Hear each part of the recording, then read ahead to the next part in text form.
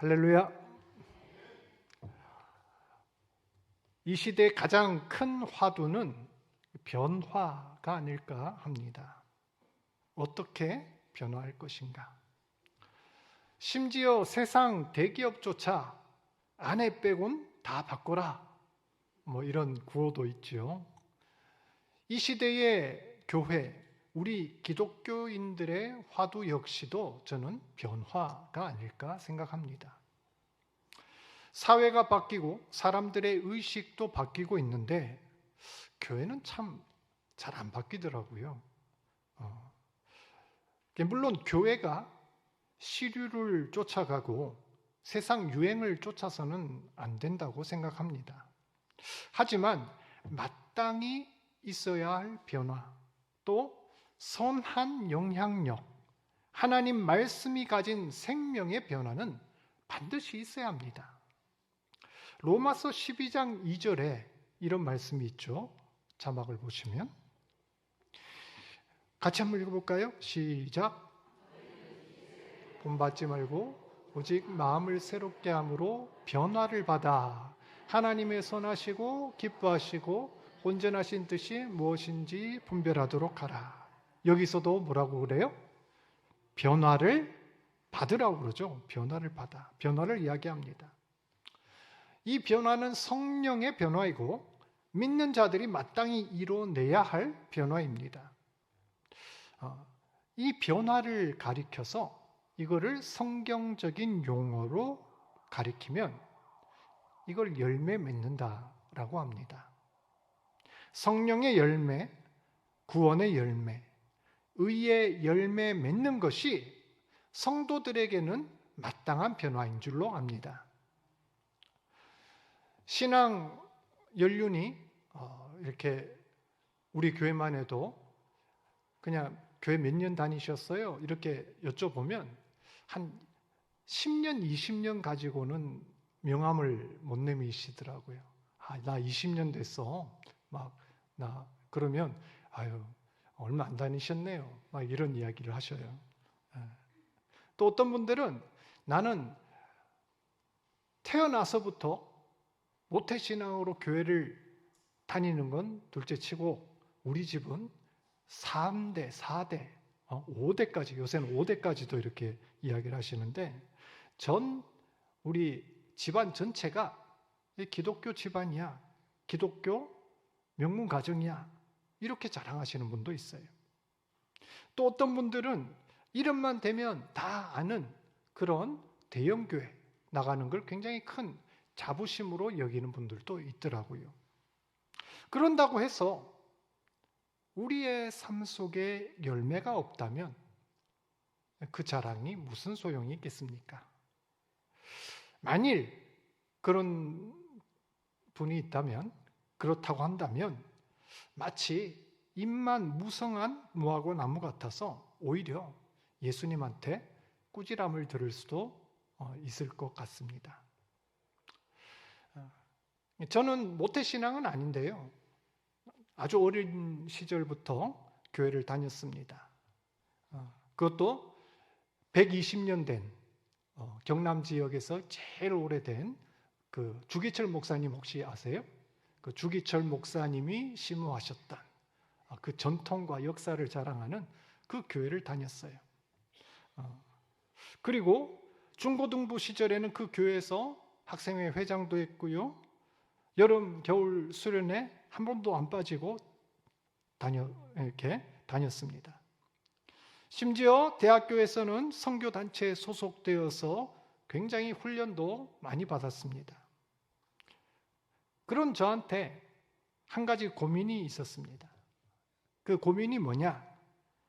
교회 생활은 참 오래 해서 이 기독교적인 분위기나 문화는 참 익숙한데 또 들은 것도 많아서 이 지식도, 성경 지식도 참 많은 것 같은데 삶이 다른 사람들을 볼 때, 믿지 않는 사람들이 나를 볼 때 과연 그 사람들이 나를 크리스찬으로 인정하고 저 사람은 뭔가 다르다, 삶의 변화로 그 사람들한테 하나님의 영광을, 그리고 예수님의 복음을 증거할 수 있는가? 가끔 부흥회나 수련회를 참석하면 감정적으로 뜨거워지고 또 새로운 결단도 하고 심지어 성령의 은사도 받고 다 좋은데 그 뜨거움이, 그 은혜가 얼마 못 간다는 것입니다. 한 달 정도 갈까요? 한 달이 뭡니까? 그냥 일주일, 며칠만 지나면 예전의 그 모습, 예전의 내 모습, 나태하고 세속적인 그런 모습으로 돌아가는 저를 보고 왜 바뀌지 않지? 왜 변화가 없을까? 참 고민하고 부끄러워했습니다. 시쳇말로 여러분 도로아미탑을 들어보셨어요? 도로아미탑을 원래 상태대로 돌아간다. 뭐 그런 우스갯소리죠. 근데 이건 약간 아미타불 이러니까 뭔가 불교틱 하잖아요. 그래서 저희 친구들끼리는 뭐로 이야기를 하냐면, 야, 아미타불은 그러니까 도로 할렐루야 이렇게 하자. 뭐 이런 식으로 농담을 했어요. 그래서 수련회 갔다 온 다음에 은혜 받고 난 뒤에 다시 옛날 모습을 막 이렇게 보이면 승질을 낸다든지 막 입에서 욕설을 한다든지 그러면 야, 저거 도로 할렐루야네? 막 그렇게 놀리고 했어요. 왜 변화가 안 될까요? 이게 저한테는 큰 고민이었습니다. 교회를 다니고 예수 믿는다고 하면서 몇십 년을 이렇게 믿고 수련회를 갔다 오고 부흥회를 하고 그럼 뭔가 변화가 있어야 되지 않습니까? 뭔가 달라도 달라져야 할 것 아니겠습니까? 그런데 내 모습이 어제나 오늘이나 항상 똑같다면, 변함없이 같다면, 별로 달라진 모습이 없다면 이건 좀 문제가 있는 게 아닐까요? 그래서 저는 어릴 때 이런 생각을 했어요. 아니야. 조금씩 바뀔 거야. 그래서 내 나이가 30대가 되고 40대가 되고 어른이 되면 지금하고는 그래도 비교가 안 될 정도로 훌륭한 믿음과 또 신앙 인격을 갖고 있을 거야. 이렇게 자기 위안을 했습니다. 결론부터 말하자면 꼭 그렇진 않더란 거죠. 지금 저를 보셔도 그렇고 또 같이 신앙생활했던 그때의 친구들을 봐도 우리 믿음이 언제나 시간과 정비례해서 이렇게 상승하는 건 아닌 것 같습니다. 아니, 어떤 경우는요, 오히려 그때의 순수한 신앙, 순수한 모습에서 더 떨어지고 훨씬 못해진 경우도 있더란 거죠. 하나님은 열매 없는 나무를 인정하지 않습니다. 변화 없는 믿음을 인정하시지 않습니다. 성경에서 오직 믿음으로 구원받는다 말하지 않습니까? 그렇습니다. 오직 의인은 믿음으로 살리라 분명히 증언합니다. 하지만 다른 한편으로 열매가 없고 행함과 실천이 없는 믿음은 죽은 믿음, 가짜 믿음이라고도 이야기를 합니다. 야고보서 2장 26절에 영혼 없는 몸이 죽은 것 같이 행함이 없는 믿음은 죽은 것이다 라고 하지요. 마태복음 13장에는 가라지 비유가 나오는데 하나님을 믿는다는 사람들 가운데서도 진짜와 가짜가 있다라고 증언을 합니다. 그런데 그 진짜와 가짜를 어떤 기준으로 가리나? 뭘까요? 열매입니다. 마태복음 7장 16절에서 20절까지 말씀을 한번 읽어보겠습니다. 우리 한 목소리를 같이 읽어볼까요? 시작.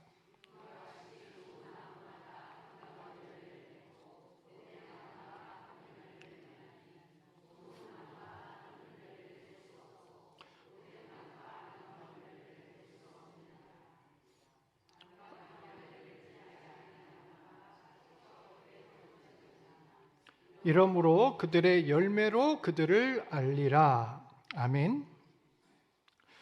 오늘 우리가 읽었던 요한복음 15장에도 방금 전에 봤던 그 마태복음 말씀과 비슷한 말씀이 나옵니다. 열매를 맺지 아니하는 가지는 제해버리고 불에 던지겠다 말씀하시죠. 이 말씀을 볼 때 우리는 심각한 고민에 빠져야 합니다. 과연 내가 진짜가 맞는가? 나는 하나님께 인정받는 그런 믿음을 가지고 있는가? 스스로를 돌아봐야 합니다. 우리의 삶에는 열매가 맺히고 있습니까? 내가 속한 가정, 교회, 공동체에는 변화가 있습니까? 그냥 이대로 지금 하던 대로 계속 가도 괜찮으시겠습니까? 저는 제 직업상 동료 사역자나 친구 목사들이 다른 교회에서 하는 것들을 많이 전해 듣게 됩니다. 많은 교회들이 지금 코로나 이후로 굉장히 숫자도 줄고 힘들고 이런 가운데 이 성장과 부흥을 위해서 뭔가 획기적인 프로그램들을 많이 도입을 합니다. 5단계 무슨 훈련이니 7단계 무슨 계획이니 무슨 주일 이런 프로그램들을 진행을 하죠. 또 어떤 교회는 최신 상담 기법 영상으로 매주 설교 전에 영상을 틀어준다고 하더라고요. 그래서 이 시청각으로 성도들의 눈을 사로잡는 그런 교회도 있고요. 또 아주 끝내주는 음악, 찬양들을 도입해서 젊은 사람들의 이목을 확 끄는 그런 전략을 사용하기도 합니다. 또 어떤 경우는 조직을 합리적으로 바꾸고 효율적인 구조를 만들어서 혁신을 꾀합니다. 그런데 여러분, 이런 방법을 사용하면 교회에 변화가 일어날까요? 물론 외형적인 변화가 있겠지요. 어느 정도 긍정적인 효과가 있을 겁니다. 일시적으로 사람들이 늘고 또 교회의 외관은 세련되게 바뀔지 모르겠습니다. 하지만 그 안에 사람들의 모습들은 좀처럼 변화되지 않는다는 것을 제 친구들, 사역자들의 입을 통해서 듣게 됩니다. 아무리 좋은 프로그램이 있어도 획기적인 개혁이 있어도 그 효과가 짧으면 몇 주, 길면 몇 달, 얼마 안 간다는 겁니다. 사람들의 모습은 시간이 흐름에 따라 또 예전과 같이 똑같게 된다는 것이죠. 그렇다면 어떻게 해야 열매를 맺힐 수 있을까요? 어떻게 해야 하나님께 인정받는 믿음으로 우리 삶 속에 변화가 찾아올까요? 거기에 대한 해답이 오늘 본문 가운데서 찾을 수 있을 것 같습니다. 요한복음 15장 4절 말씀 같이 한번 읽어보겠습니다. 시작. 내 안에 거하라. 나도 너희 안에 거하리라. 가지가 포도나무에 붙어 있지 아니하면 스스로 열매를 맺을 수 없음 같이 너희도 내 안에 있지 아니하면 그러리라. 성경의 해답은 너무나 간단합니다. 너무나 간단해서 시시하게 느껴집니다. 성경은 우리 포도나무이신 예수님 안에 거하라. 거하기만 하면 열매를 맺는다 이야기를 합니다. 여러분 포도나무 본 적 있으세요? 포도 좋아하세요? 저 포도를 참 저도 좋아하는데요. 제가 당이 있어서 많이 먹지를 못해요. 그래서 맨날 집에 포도가 이렇게 밥상 위에 올라오면 그림의 포도다 막 이러고 이야기를 하는데, 저는 어릴 때 포도를 그렇게 좋아해도 포도나무를 본 적이 없었어요. 그래서 제 머릿속에 포도나무를 떠올릴 때면 항상 주일학교 뒤편에 붙어있던 그 포도 스티커 아세요? 출석하면 이 포도 스티커 하나 붙여주고, 전도에도 2개 붙여주고, 이렇게. 거기 보면 큰 나무가 그냥 있고, 거기다가 이 포도를 이렇게 붙이더라고요. 그래서 제 머릿속에는, 포도 열매를 많이 맺으려면 내가 뭔가 열심히 노력해서 출석도 하고, 교회도 열심히 나오고, 암송도 하고, 전도도 하고, 이렇게 칸을 채워 나가는구나. 그래야 상을 받겠구나. 이런 생각을 은연중에 하고 있었습니다. 그러다가 제가 커서 포도밭을 방문한 적이 있어요. 진짜 포도나무를 봤죠? 혹시 PPT로 한번 사진을 띄워주시겠어요? 포도나무 다 아시겠지만 이렇게 생겼어요. 이렇게 생겼습니다. 또 그 다음, 보통 이것보다 포도가 덜 열리고 적게 이렇게 했는데 엄청난 포도가 많이 열렸죠. 이 포도는 덩쿨식 식물입니다. 덩쿨이에요. 덩쿨이라는 것 자체가 어디서부터 나무고 어디서부터 줄기고 어디서부터 가지인지 사실 잘 구별이 가지를 않습니다. 이 말은 무슨 말이냐? 나무랑 줄기랑 가지가 그냥 전체를 이루고 있다고 보시면 돼요. 어디서부터 우리 보통 요 앞에 화단에서 볼 수 있는 나무처럼 딱 정해져 가지고 여기서부터는 원, 줄기, 여기서부터는 가지 이렇게 돼 있는 게 아니라 얽히설키 이렇게 연결되어 있다는 거죠. 나무와 구별되는 한 가지가, 그 가지가 열심히 노력해서 어떤 열매를 맺는 게 아니라 나무와 구별되지 않는 그 줄기가, 나무와 통째로 연결되어 있는 그 줄기가 얼기설기 이어진 거기에서 어디서 열릴지, 언제 열릴지 나도 모른 채 저절로 열매가 생긴다는 겁니다. 우리는 4절에서 스스로라는 말에 주목해야 합니다. 스스로 열매를 뭐라고요? 맺을 수 없다는 거예요. 스스로, 내 노력으로 안 되는 거예요.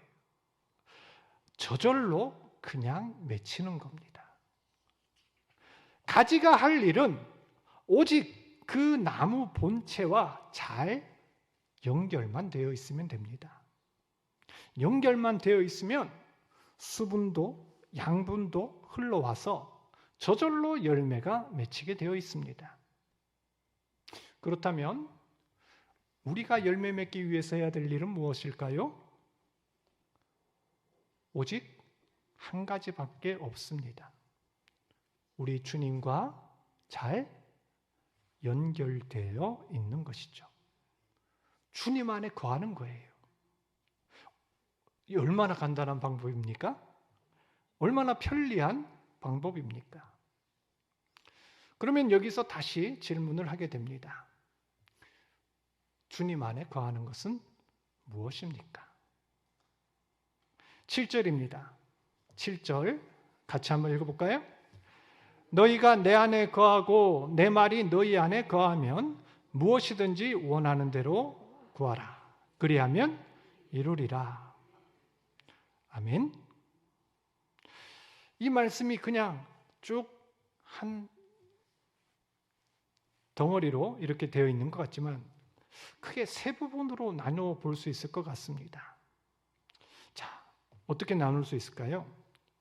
그 중에 첫 부분은 너희가 내 안에 거하라라는 것입니다. 우리가 주님 안에 거한다는 것, 저는 그것을 예배의 삶이라고 생각을 합니다. 우리는 예배를 드림으로 누구 안에 들어가게 된다고요? 주님 안에 들어가게 돼요. 우리는 예배를 통해서 하나님의 은혜와 임재 속으로 들어가게 됩니다. 구약의 제사장들은 예배를 뭘로 드렸어요? 제사로 드렸어요. 근데 그 제사를 드릴 때 어디로 들어가요? 하나님이 계신, 하나님이 임재하신 그 거룩한 장막 안에, 지성소 안에 들어간다고요. 그것은 바로 우리가 하나님 안에 거한다는 상징이기도 합니다. 우리가 주님 안에 거한다는 것은 바로 예배의 삶인 것이죠. 저는 이 시간 성도님들, 특별히 우리 청년 여러분께 꼭 제안드리고 싶은 게 있습니다. 예배에 최선을 다하십시오. 예배에 성공하셔야 됩니다. 아니, 예배도 성공이 있고 실패가 있나? 있습니다. 하나님이 받으시는 예배, 하나님이 기뻐하시는 예배, 하나님을 만나는 예배가 성공한 예배입니다. 아무리 화려한 음악과 빵빵한 음향 사운드가 넘친다고 하더라도 하나님을 만나지 못하면 그 예배는 실패입니다. 예배 가운데 선포되는 말씀이, 그 가운데 하나님의 음성이 들리지가 않는다면 그것도 실패한 예배입니다. 가인의 예배가 대표적인 예입니다. 자기가 온갖 풍성한 곡식으로, 화려한 제물로 하나님 앞에 제사를 드렸지만 하나님은 가인의 예배는 받지 않으셨다라고 이야기를 하죠. 예배에 성공하는 사람은 결국 인생에도 성공하는 사람이 됩니다. 매 주일 드리는 그 예배의 시간을 가볍게 여기지 말아 주십시오. 예배의 시간을 소중하게 생각하십시오. 찬양 시간, 찬양 지나가고 설교 시간 전에 가서 말씀만 들으면 예배 다 드린 거지. 그럴까요? 찬양하는 시간은 예배를 위한 준비 시간이 아닙니다. 말씀 듣기 전에 그냥 대충 때우는 시간이 아닙니다. 오히려 찬양이야말로 하나님께 드리는 예배의 본질입니다. 정말 예배 성공하고 싶으시면 이 시간부터 지키시길 바랍니다. 이런 작은 행동 하나가 우리의 마음의 표현이기 때문입니다. 이어서 7절 두 번째 부분에 나의 말이 너희 안에 거하면 이라고 하였습니다. 우리가 주님과 연결되는 두 번째 방법 무엇일까요? 말씀이죠. 하나님의 말씀이 너희 안에 거하면, 하나님의 말씀은 역사하는 힘이 있습니다. 마태복음 4장 4절, 사람이 떡으로만 살 것이 아니요 하나님의 말씀으로 산다 하였죠. 하나님의 말씀은 영혼을 살리는 힘이 있습니다.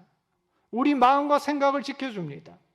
우리의 삶과 행동을 바꾸는 원천이 됩니다. 말씀이 양분이 되어서 계속 공급되어야 열매가 맺힙니다. 말씀을 정기적으로 읽으십시오. 우리 평소에 성경 읽는 게 쉽지가 않죠.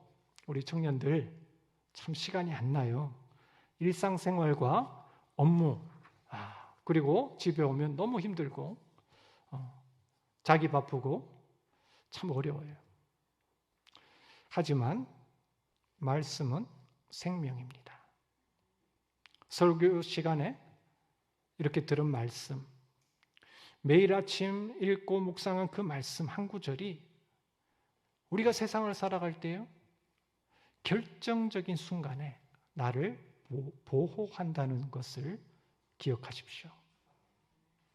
갑자기 나에게 닥치는 그 위기들, 그 크리티컬 포인트에 결정의 순간에 무엇이 하나님의 뜻인지를 분별할 수 있는 능력은 오직 말씀을 통해서 생긴다는 것을 기억하십시오.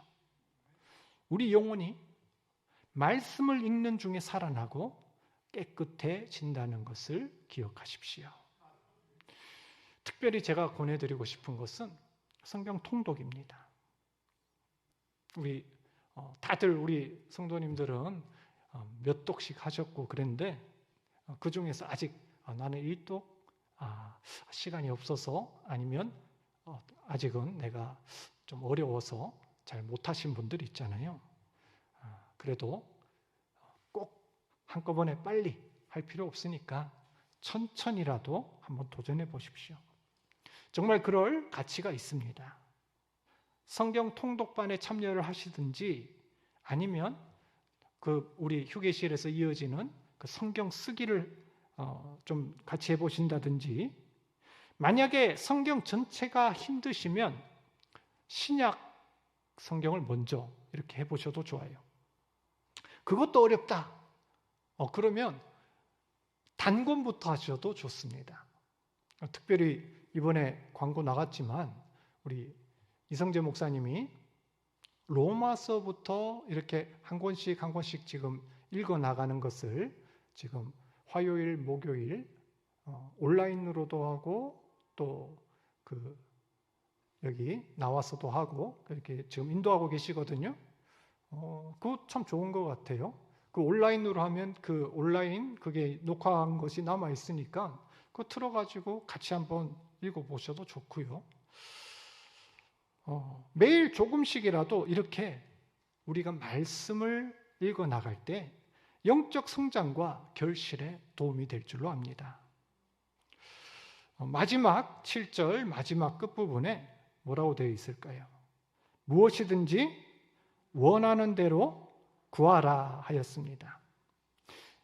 이것은 무엇을 말할까요? 예배와 말씀이 나왔으니 마지막에 이건 뭘까요? 그렇죠. 기도입니다. 하나님과 연결되는 마지막 방법은 기도의 삶입니다. 우리가 기도할 때에 주님께서 들으십니다. 기도는 땅과 하늘을 연결하는 핫라인입니다. 기도는 우리 삶 속에서 하나님이 들어와 일하시도록 만드는 통로요 도구입니다. 기도를 통해서 우리는 하늘의 능력과 자원을 마음껏 땅으로 끌어와 쓰게 됩니다. 말씀이 위로부터 흘러내리는 양분의 통로라면 기도는 밑에서부터 하나님께 연결되는 광합성의 통로라고 할 수 있습니다. 우리가 기도할 때 성령이 역사하시고 내 속에 있는 그 씨앗을, 말씀의 씨앗을 열매 맺게 하는 줄로 믿으시길 바랍니다. 하루 중에 꼭 기도하는 시간을 정하십시오. 그 시간이 새벽이든 점심 먹고 휴식 시간이든 아니면 퇴근하고 잠들기 전 밤 시간이든 상관없습니다. 기도를 1시간 해라, 2시간 해라, 저는 그런 말씀 안 드립니다. 하지만 꼭 기도 시간을 정해서 하면 좋습니다. 그럴 때 놀라운 일을 경험하게 될 줄 압니다. 적어도 일주일에 한 번은 나를 위해서만 기도하지 마시고 다른 이들을 위해서 중보 기도하는 끈을 만드는 것도 중요합니다. 여러분, 중보 기도하고 계세요? 중보 기도의 힘을 아십니까? 기도는요, 원래 혼자 하는 게 아닙니다. 성경에 나오는 강력한 역사들은 대개가 2사람, 3사람, 많은 사람이 함께 기도할 때 일어났어요. 마가의 다락방 사건이 그랬고, 베드로가 옥에서 풀려날 때가 그랬고, 예수님조차도 십자가를 앞에 두고 변화산에 그리고 겟세마네 동산에 누구를 데려가셨어요? 3명의 제자들. 물론 그 제자들이 별로 도움은 안 됐어요. 막 꾸벅꾸벅 졸고 했지만 예수님이 왜 그 중요한 자리에 이 3명의 제자들을 데리고 갔느냐? 우리들에게 본을 보여주기 위해서 그랬습니다.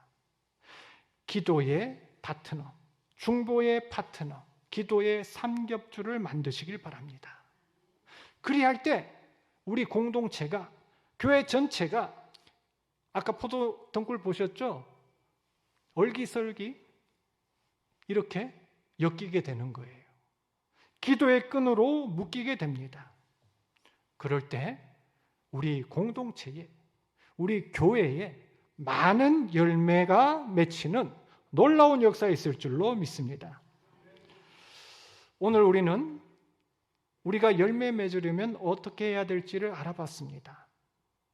그 방법이란 게 예배 잘 드려라, 말씀 열심히 봐라, 기도 열심히 해라. 참 뻔한 이야기죠? 너무 뻔한 이야기입니까? 네, 그렇습니다. 참 뻔하고 식상한 이야기입니다. 하지만 그 뻔하고 쉬운 거를 우리는 잘 못해요. 가장 기본적인 삶, 베이직 라이프를 실천하지 않습니다. 우리는 잘못 생각하는 게 뭔가 특별한 프로그램, 자극적인 경험, 이런 것들이 우리 삶을 바꿀 거라 생각합니다. 저도 그랬어요.